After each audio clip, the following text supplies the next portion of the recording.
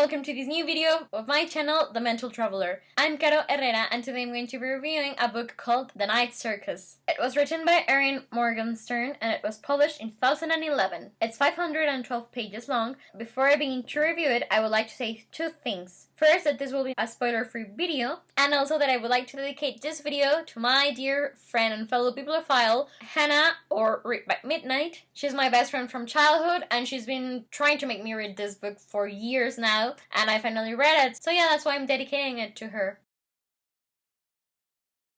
I can't really remember how it is that I first came to know about The Night Circus, but it was probably Hannah, the one who told me about it. As I just said, it took me ages to finally read it. And the reason why it took me so long is because despite the fact that Hannah and I do like a lot of the same stuff regarding books, movies, TV series, we're also very different in a lot of important things. For example, I'm all into classics and she's more into young adult fiction. And I was pretty certain that The Night Circus was gonna be young adult. And I don't usually read any new releases. I tend to like stories that were written decades or centuries ago, so yeah. I'm actually not quite sure if for sure The Night Circus is considered as young adult fiction, but that's my definition of it. But yeah, Hannah totally fell in love with it, and so that's why she kept on telling me that I should read it. And then one day, when another friend of mine was asking me which book should I like her to get me for Christmas, I thought of The Night Circus and I was like, okay, I guess that it's time that I check it out. So she bought me The Night Circus last Christmas. And almost 6 months later, I finally read it. Because this year I've actually been on this phase of just wanting to read new books that I've never tried before. So yeah, that's why probably one of the things that influenced me wanting to read The Night Circus at last. And in the end, it took me about a week to read it all.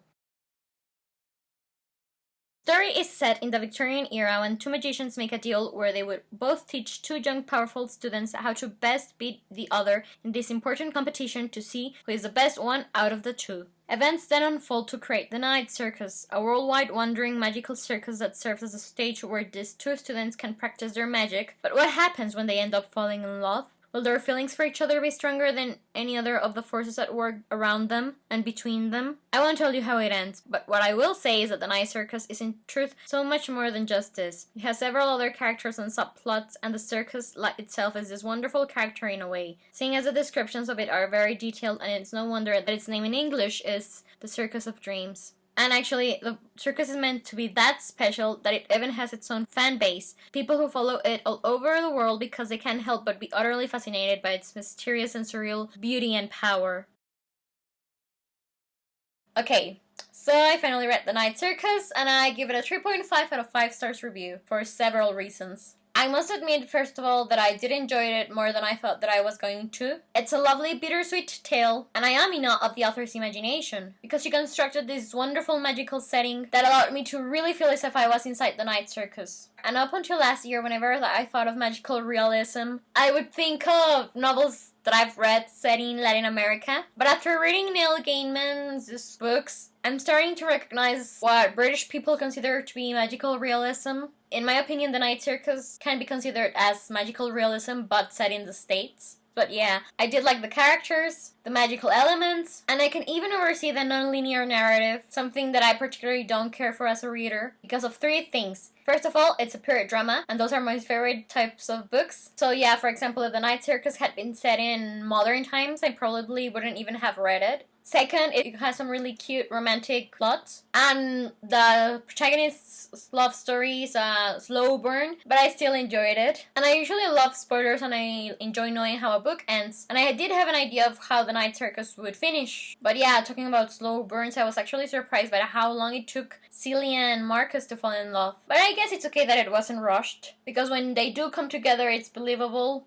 And I like their stories, together and apart. And thirdly, I like The Night Circus because apparently it was written for this annual online writing competition called National Novel Writing Month, or NaNoWriMo, which is this competition that, believe it or not, I think must really work. Not because I've actually joined this competition myself, but because over the summer of 2018, I actually wrote over a month the first draft for the first book of one of the trilogies that I'm writing. So I felt this connection with the author because of this, and I liked reading a book that was written for a very productive, creative project that makes aspiring writers want to actually sit down and write their work and share it with the world. So yeah, overall, the reasons why I would recommend The Night Circus is because it's a period drama, it's a love story, and it was written for a competition that seeks to challenge aspiring writers to write a whole book in just 1 month. But still, in the end, none of these things really made me fall in love with The Night Circus or be as passionate about it as Hannah is or thought that I would be, I'm afraid. It's not the book's fault, I guess. It's just that young adult books are really not my type of favorite reading material. And I know that I run the risk of sounding like a snob, but classics and historical fiction books are the things that I love and feel passionate about, and I always have and always will. But I guess it's really nice to read from time to time other sorts of book genres to sort of clear your head. But still, Hannah, thank you so much for recommending it to me. I think I can see the things that made you believe that I would really love it. And well, yeah, as I've said, I liked it, just not enough as I would have liked. And there are plans of turning The Night Circus into a movie. And whenever the movie is released, I shall watch it and maybe I might review it. I'm not sure which actors will be cast in it. When I was reading the book, I sort of pictured Marco as Robert Pattinson and Emily Browning as Celia. But I want to know what your dream casting would be for The Night Circus.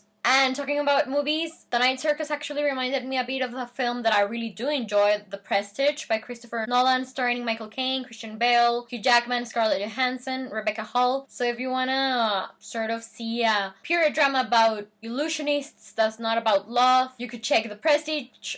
Anyways, for the moment, I believe that this is all I have to say about The Night Circus. Thank you so much for watching my review of it. I hope that you enjoyed it. Please let me know if you did or if you did not, because I would love to talk about this story with you. In the description box below, you can find a link to the book's Goodreads page. And well, I'm Caro Herrera, the Mental Traveler, and I hope you have a wonderful day wherever you're in the world. I'll be seeing you soon. Goodbye!